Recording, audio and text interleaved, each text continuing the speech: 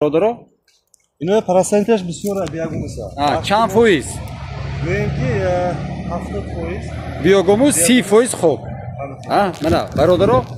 یا کنتون 70% بیاگوموس 30% خوب منه. کامری دیسویتون نه؟ دستی من. منه. دیگه خودتون گوی تعریفش من گوی خالب تعریف می‌وده بود نشه منه ریشه.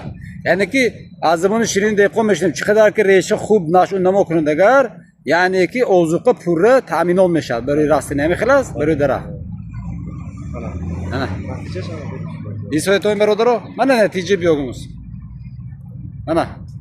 نشون نموشم من تو منه کپ بود یعنی که سبز منه ببین تو کامری نزدیک کامری من خیره شد میشد. ببین بیاگوموس با همه الیمنت ها هست. انا رحمان. رحمان زور من نگاه کنید. من اینه ببین برادرها اون چیزی که اونا سوجات بیاگوموس نیست بنا. ببین تو من بتون بیاگوموس من ایناش 100% با بیاگوموس. خلاصه چخیل خورشید کو زور می؟